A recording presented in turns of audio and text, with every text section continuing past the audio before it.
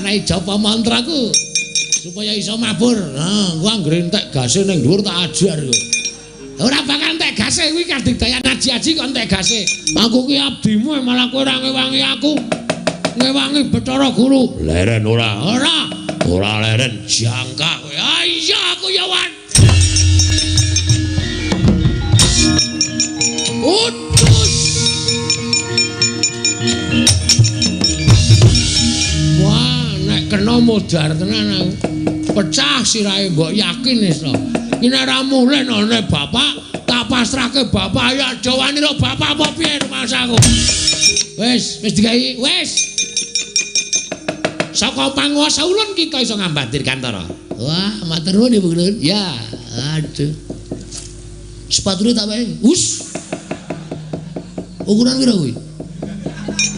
Iki papat loro. Wah. Nerada kok sikile jebebeh. Agi aku mung 36 kok. Kowe papat loro. Wah, wis kana gek mangkat minggat ana ngomong wae ra. Wis gawe aku ki bingung musuh kowe. Iki carane mabur kepiye? Anggere kowe iki terus pangesti atimu kowe iki jejak Pratala. Del mesti munggah ngawiyat. Oh, siap. Tur geni guntur angin sirnakno Panakawan Bagong.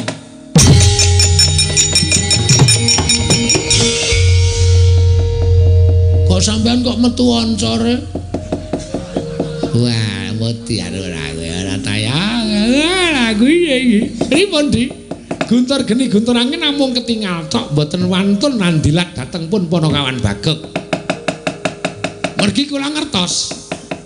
Guntur geni guntur angin menika saged lebur dhateng titah menawi titah menika saestu lepat. Ning nek titah menika mboten klepetan dedosan, niatipun sae.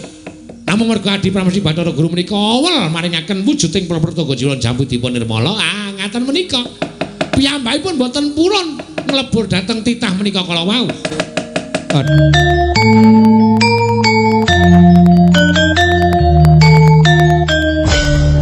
Piyambakipun mboten purun nglebur dhateng titah menika kala wau.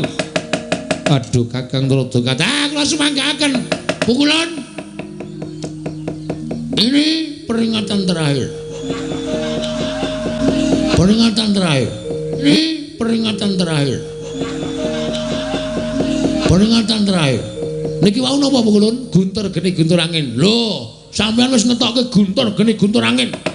Ateges sampean wis benar-benar tegel karo Bagong. Sampean wis pancen mentala karo Bagong. Terus saniki nek kula ora mentala karo sampean, jur piye nasibe Bagong? Kake ora? Ora kake, tak jodak kayangan legane atiku. Apa? Bathara Guru mlayu kok kowe malah ning kene? Bathara Guru mabur. Kula ora iso mabur. Terus Bathara Trada ora iso gawe Bagong mabur ajar ning kene. Bocah iki piye ta ya ora piye-piye, serius iki. Ayo dongane. Bagong nun sing gedhe pangapura kita, winih perlemer tangga jiwa winih Jambudipun Nirmala kuwi mboyakena digawa marang Marcapada. Mula kita balya matur kalawan Kakang Ismaya yen tapa kang dadi panjaluke Kakang Semar, ulun ora nayogyani. Pripun niku maksude? Ora nayogyani pripun? Sampeyan ora maringake? Ya. Cetane kaya mengkono. Yen to winih pelemper tangga jiwulan winih Jambudipun Nirmala ora bakal prapteng ana ing Marcapada. Mula kang sangka kuwi Bagong. Kita balya. Kita aja pisan-pisan wani gawe geger ning kayuwangan mundhak ulun ingkang ndawahake pidana kelawan jeneng kita Panakawan Bagong. Ing Jaja muntap ler kinetap duka yayasinipe netra kocak ngundarandir Koperdamse. Iki basa apa ta iki? Iki londo nesu ngene iki. Dadi aja dipenging. Kula wis matur lho kula. Nek sampean wani gondeli winih pelem gadung ora tayah. Anu winih pelem pertangga jiwa kalau winih Jambudipun Nirmala. Bagong iso nek kana suteng kayangan. Monggo kula wis kebacut sago karo bapakne nganti kula bali ora entuk gawe. Wirang bebarang. Mau ditaruh mana muka Bagong? Nang nganti aku bali ora gawa pelemper tangga Jawa Jambu Dipa Nirmala. Ming wine lho pukulun ming rong wine mawon kula betane wangsul sampean ampun pelit-pelit. Dadi dewa kok pelit. Ming dijaluki titahe kok ora entuk mong sing jaluki kakangne dhewe. Hah? Kakang Trada, "Ais monggo, monggo kula mboten melu-melu. Kula mboten tumut-tumut, melu-melu agajuli tenan." Aku wis ngene iki tenan aku ora apa-apa tak pangan kabeh. Anggere muni nesu ngenten iki kula nyemelangi lho pukulun. Tenan kula mboten bae-bae.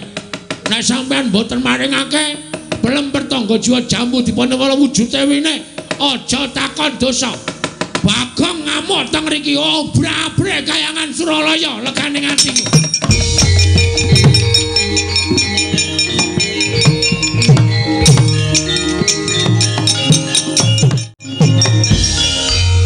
Yen ngono kita wani karo kadewatan. Mergane sampean cecelok.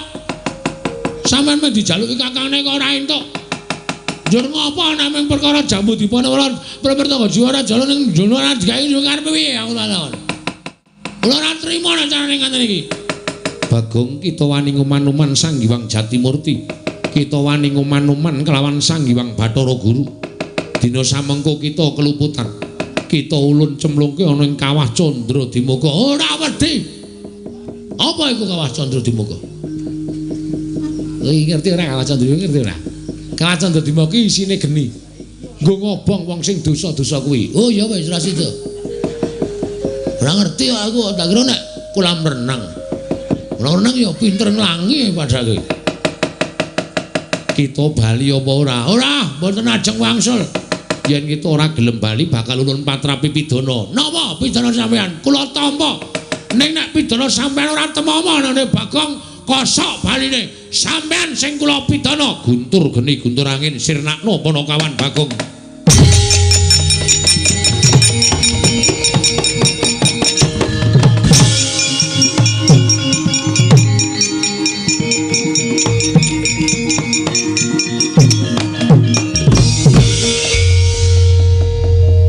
Sampean kok metu oncore?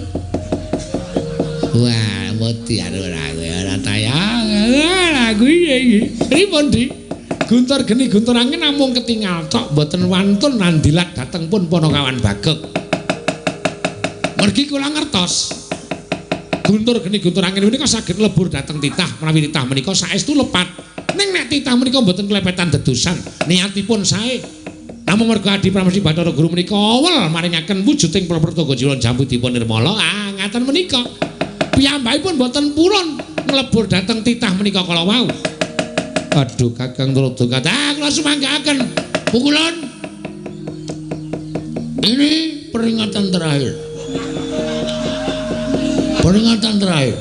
Niki wau napa pukulan? Guntur geni guntur angin. Lho, sampeyan wis ngetokke guntur geni guntur angin. Ateges sampean wis benar tegel karo Bagong.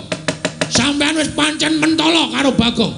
Terus saniki nek kula ora mentala karo sampean, njur piye nasibe Bagong? Kake ora? Ora kake, tak jodak kayangan leganing atiku.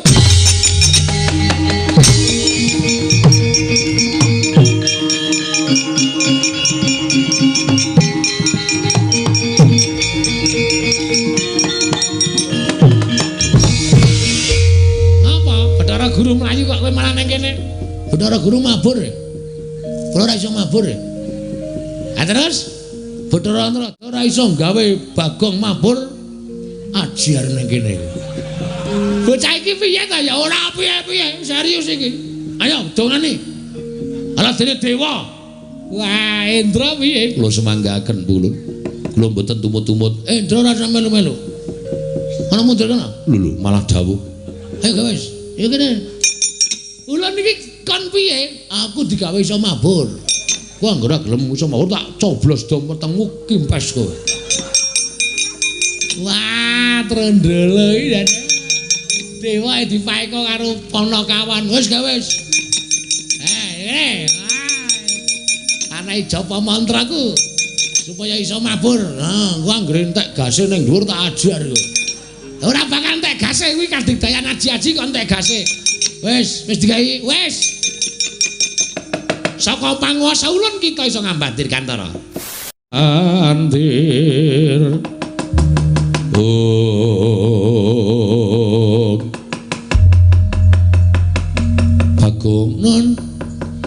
Sing gedhe pangapura kita winih perlemer tangga jiwa winih jambu dipa nirmala kuwi mboya kena digawa marang Marcapada mula kita balya matur kalawan Kakang Ismaya yen tapa kang dadi panjaluke Kakang Semar ulun ora nayogyani pripun niku maksude ora nayogyani pripun sampean ora maringake iya cetane kaya mengkono yen to winih pelemper tangga jiwa winih jambu dipa nirmala ora bakal prapteng ana ing Marcapada mula kang sangka kuwi Bagong kita balya kita aja pisan-pisan wani gawe geger ning kayuwangan mundhak ulun ingkang ndawahake pidana kelawan jeneng kita Panakawan Bagong ing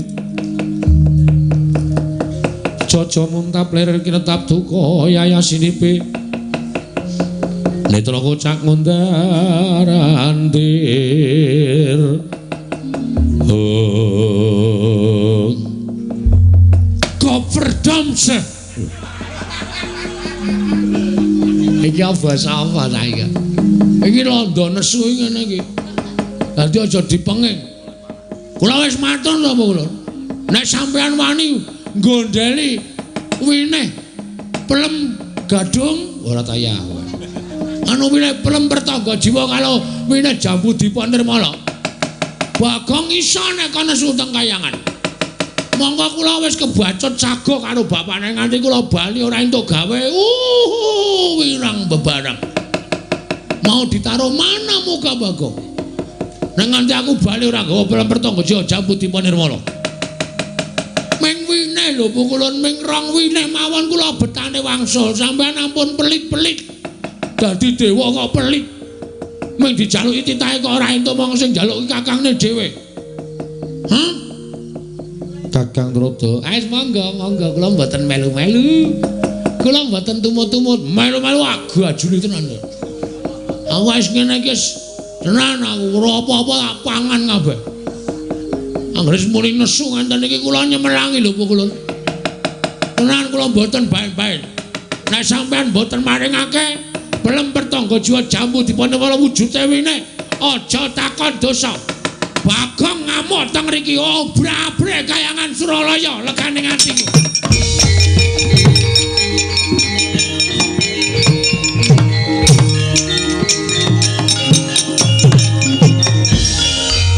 yen ngono kita wani karo kadewatan mergane sampean cetelok sampean mung dijaluki kakangne kok ora entuk njur ngopo nek perkara jambu dipanewala pertangga jiwa ora jalan ning jono ora digawe karepe piye aku takon kula ora trima nek carane ngoten iki Bagong kita wani nguman-uman Sang Hyang Jatimurti kita wani nguman-uman kelawan Sang Hyang Bathara Guru dina samengko kita keluputan kita ulun cemplungke ana ing kawah Candra Dimuka ora wedi apa iku kawah Candra Dimuka ngerti ora kawah Candra ngerti ora kawah Candra Dimuka isine geni nggo ngobong wong sing dosa-dosa kuwi oh ya wis ora sida ora ngerti aku tak kira nek kolam renang ya pinter nglangi padake kita bali apa ora mboten ajeng wangsul yen kita ora gelem bali bakal ulun patrapi pidana napa pidana sampean kula tampa ning nek pidana sampean ora temomo nang Bagong kosok baline sampean sing kula pidana guntur geni guntur angin sirnakna Panakawan Bagong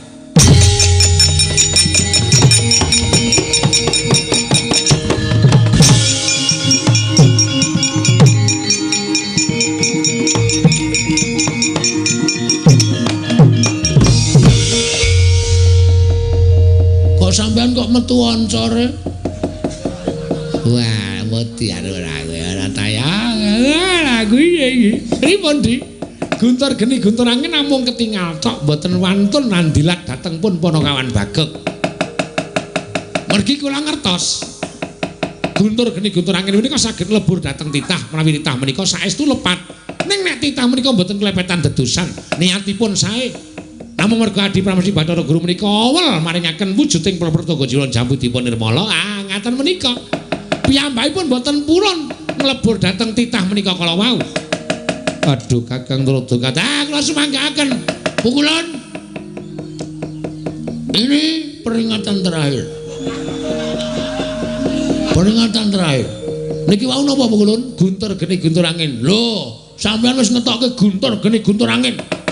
Ateges sampeyan wis benar-benar tegel karo Bagong. Sampeyan wis pancen mentala karo Bagong. Terus saniki nek kula ora mentala karo sampeyan, njur piye nasibe Bagong? Kake ora? Ora kake, tak jodak kayangan legane atiku.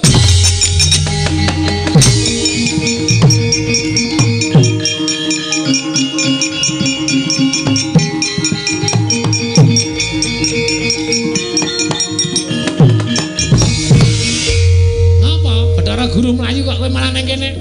Bathara Guru mabur. Kula ora iso mabur. Terus Bathara Antrada ora iso gawe Bagong mabur ajar nang kene. Bocah iki piye ta ya ora piye-piye, serius iki. Ayo dongane. Ala dene dewa. Wah, Indra piye? Kula semanggaken Pulun. Kula mboten tumut-tumut. Indra ora sampe melu-melu. Ana mundur kana? Lho malah dawuh. Ayo guys. Ya kene. Ulan iki kon piye? Aku digawe iso mabur. Ku anggere gelem iso mabur tak coblos do metengmu kimpes kowe. Wah, trendele iki. Dewa dipaeka karo Panakawan. Wis ga wis. Anae japa mantraku supaya iso mabur. Nah, ku anggere entek gase ning dhuwur tak ajar kowe. Ora bakal entek gase kuwi kadigdayan aji-aji kok entek gase. Wis digawe, wis. Saka panguwasa ulun kita iso ngambatir kantara. Wah, matur nuwun Ibu Ulun. Ya, aduh. Sepatune tak wae. Us. Ukuran pira kuwi? Iki papat loro. Wah. Nerada kok sikile jebebeh. Agi aku mung 36 kok. Kowe papat loro. Wah, wis kono gek mangkat minggat ana ngomong wae ra. Wis gawe aku ki bingung musuh kowe. Iki carane mabur kepiye? Anggere kowe iki terus pangesti atimu kowe iki jejak Pratala. Del mesti munggah ngawiyat. Oh, siap.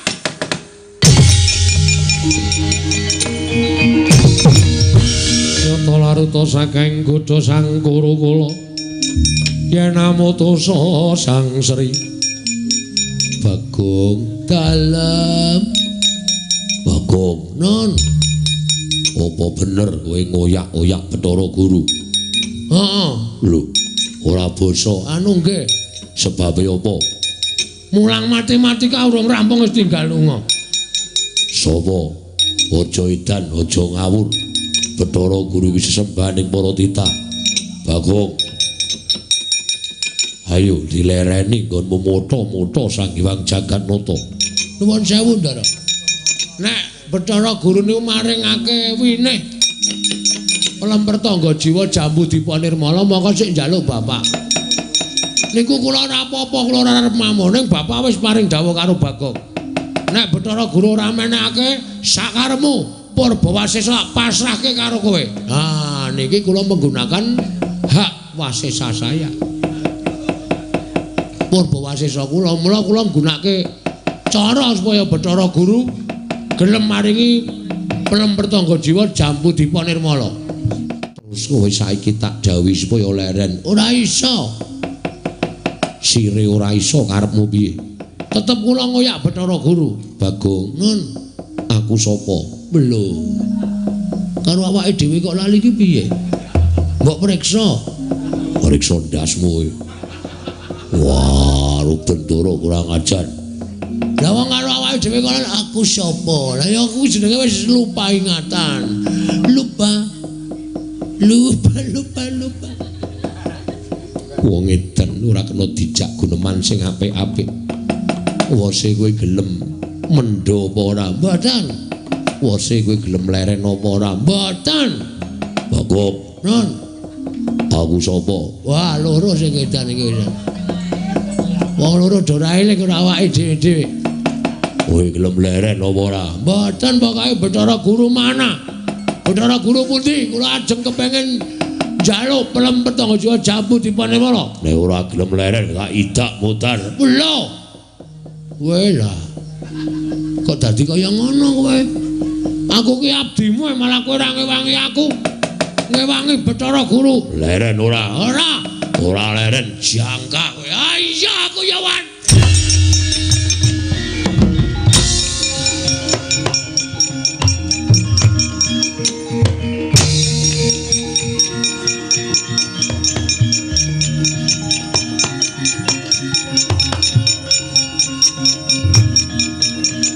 Utus. Wah, nek kena modar tenan aku. Pecah sirahe mbok yakin iso. Iki nek ra mulih none bapak, tak pasrahke bapak ya jawani ro bapak apa piye masaku.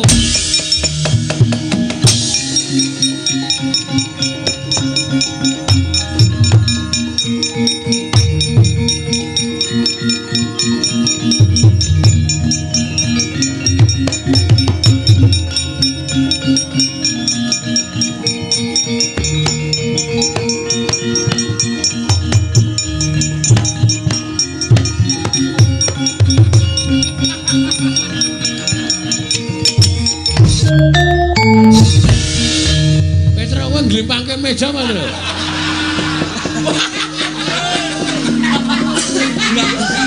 Ora. Aku soalnya sing glodak ki ngomong apa? Kowe nang omah kon jaga omah mah glimpang-glimpangke meja. Wah, antil bodar. Penyakit ratanan. Ya ora apa-apa dinggo gayeng isi-isi anjat terus. Ah iya. Men ora teko kekes banget. Bagong wis bali. Sampun, Pak. Endi winine? Wine dele wae. Lah aku rak kongonan kowe tak kon njaluk wine pelemper Tangga Jiwa Jambu Diponegoro. Endi? Entuk gawe apa ora? Pak. Bathara Guru cetil. Bathara Guru pelit. Tak jaluki pelemper Tangga Jiwa Jambu Diponegoro sing wujud wine. Aku wis matur nek sing butuhke Babe Semar. Ning Bathara Guru ora maringake, malah aku ditibani anu Pak apa kembang api. Hus. Kembang api anu guntur geni guntur angin. Pletik-pletik ngono. Kowe lara, walah pengecune bapak aku canggleleng ya, Pak. Dadi tibani kok ngono kuwi ora pasah. Ya syukur-syukur. Terus Bathara Guru tak oyak. Bathara Guru mlayu mabur. Iku sik. Lah apa kowe iso mabur? Aku njaluk aji-aji Bathara Antarada. Wah, jan bocah kok nglidike ra jama-jama. Bathara Antarada jaluk aji-aji. Kae ra kaya antil. Wah. Canggleleng e. Lah terus dikai terus aku iso mabur. Ning ki mau tak jajal wis ra iso. Wis entek gase. Heeh, tikate gosong ya. Wis ra iso mabur meneh. Lah terus Bathara Guru prapta ning negara Ngamarta, Pak. Aku dipethokke Ndara Janawa karo Ndara Werkudara. Terus Ndara Werkudara menging aku ngoyak Bathara Guru aku nesu. Kono ya nesu aku didak aku endo. Lah terus engko takono wonge dhewe engko wonge tekan kene, Pak.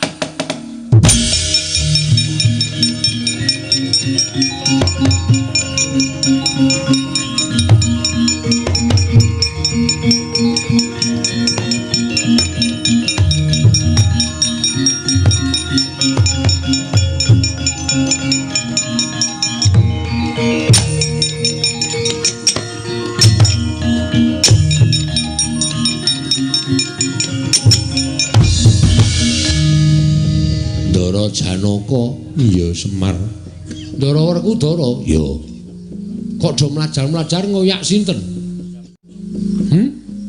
Ngoyak sapa? Do ora wani omong. Do wedi lho Bapak. Kula niku takon kok do meneng mawon, do ngoyak sinten? Ngoyak Bagong. Terus anak kula. Iya. Ajeng dinapake? Gajul dase.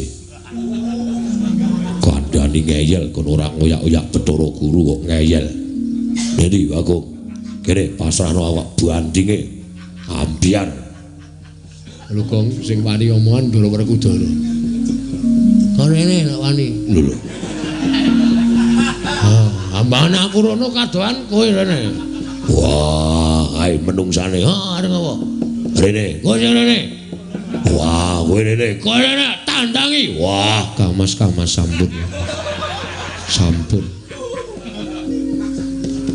Kowe iki mbok ora cerewet ngapa ta? Nek kowe doyak tenan modar tenan kowe, Bapak ngalang-alangi, ra sudi. Oh, semer sepatu. Kula sing kokonan Bagong. Pancen niat kula njajal kali Manikmaya. Kula niki wit seka dadi wujud Semar nganti tekan seprene meniki durung tau ngrasake sithik mawon kanikmataning Suralaya. Lah kok kula niat pengen njaluk winih mawon lho. Hajeng kinarya srana anggen kula bangun Karang Kadempel kok Bathara Guru malah ora ngentukke malah mentala karo Bagong niku sampean nek iso menggalih sakniki mang petung sing bener kula napa Bathara Guru? Pancen cah siji nika nek kalih kula Sri Anaten. Guru niku nek kalih kula pancen ora duwe rasa tresna. Sing ana gething kebul sengit. Mula pendak-pendak kula duwe gawe kula duwe gegayuhan mesti Bathara Guru niku mesti ngrepoti laku kula. Ngopo Gong beker-beker iki ora. Kang Slupan munyuk terus. Wah. Kang Slupan munyuk ya sak karepmu. Kang Slupan apa-apa sak karepmu ora. Ora ana apa-apa kok mere.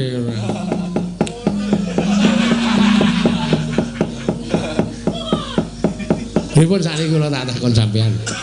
Nggih. Lah terus aku kudu piye? Pun sampean mboten santen pundi-pundi mangke ndel teng mriki. Mengke rak Manikmaya tekan mriki. Nek tekan mriki aja kula tanjihke karepe pripun.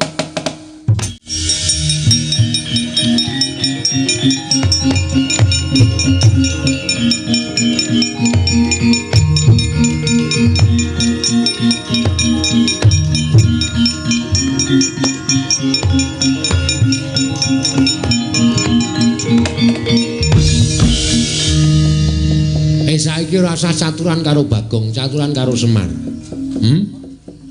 Coba aku ngelongi kayamu apa? Aku ngelongi derajatmu apa? Ming tak jaluki winih loro til siji wae ora tok wenehke malah kowe arep mentol karo Bagong. Saiki sirmu piye karepmu piye? Aja ro bocah tuwek do tuwek. Ayo. Wah, bapak nek ngene iki medeni. Diwoe ditantang karo bapakku. Aku nek wis nang omah ya medeni bojoku tak tantang. Awon bojomu kok wah bojoku ki traing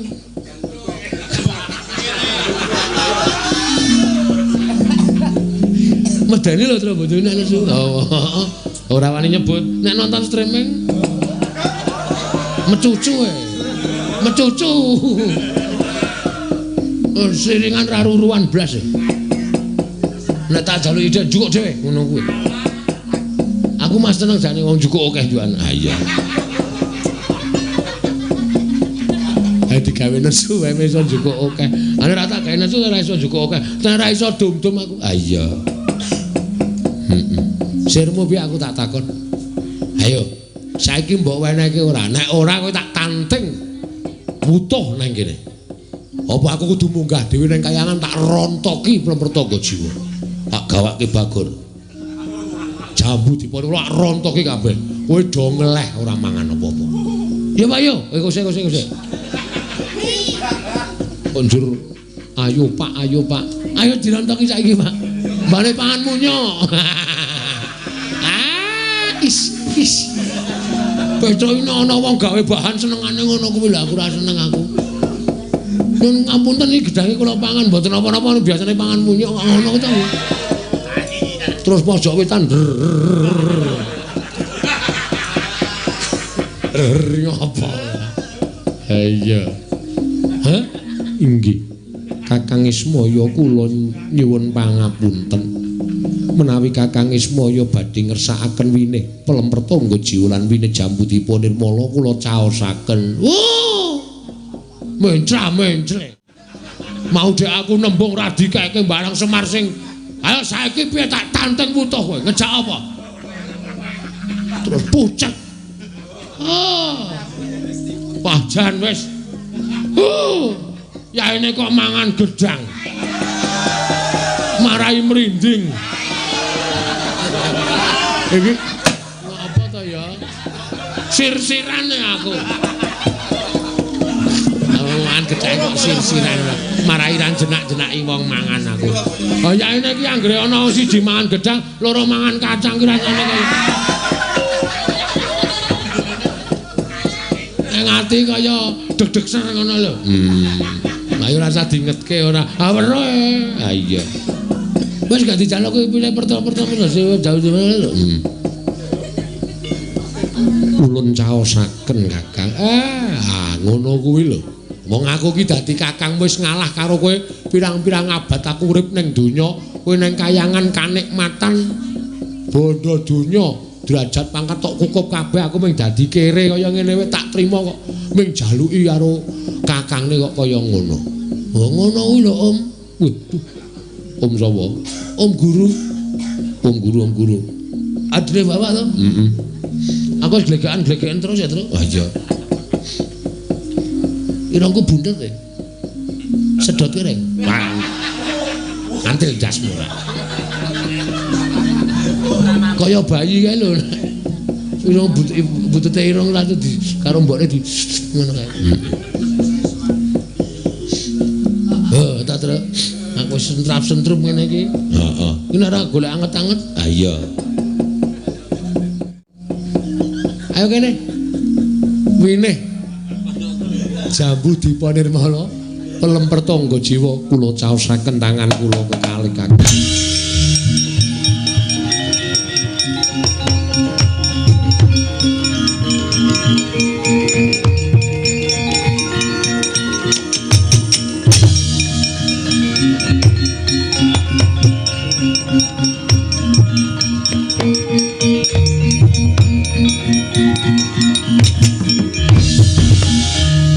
Ribut ki bentuke kaya ngapa to, Pak? Ora entuk. Kowe ora wenang nyawang winih Jambu Dipa Nirmala, winih pelemper tangga jiwa. Ndelika, ndeloki kok ndelika. Mbok ndeloki. Ush.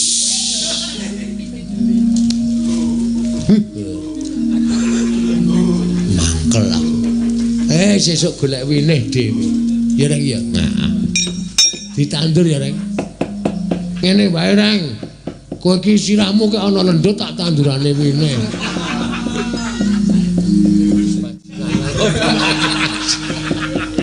Aku nganti jengkel lho rasane omong wae gek ming waton ngawur le omong. Lah nek ora ngono aku lek dicintai iki mergo kuwi lho. Ha iya. Kowe lah Sinuwun Dwarawati. Iya, Bagong. Iya. Wilujeng Den. Sampeyan nggih mbetake winih? Ora. Mengar takon karo bapakmu. Mang takoni sing angel, men ra iso jawab. Bijine 0, Bapak. Pripun to? Kakang Semar nedya mbangun apa? Karang Kadempel niki ming supaya mecut rasaning para kawula sak Karang Kadempel gelem supaya bebodro rumiyin.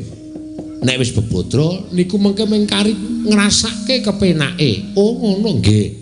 Ya, Kakang Semar muga-muga kabeh mau dadi sarana pamecut tumraping para kawula sak Karang Kadempel enggal gumregah supaya papan kene bisa tambah reja, tambah endah lan setemah bisa ngrawake para piyayi-piyayi saka mancanegara. Monggo dipun wiwiti kanthi ucap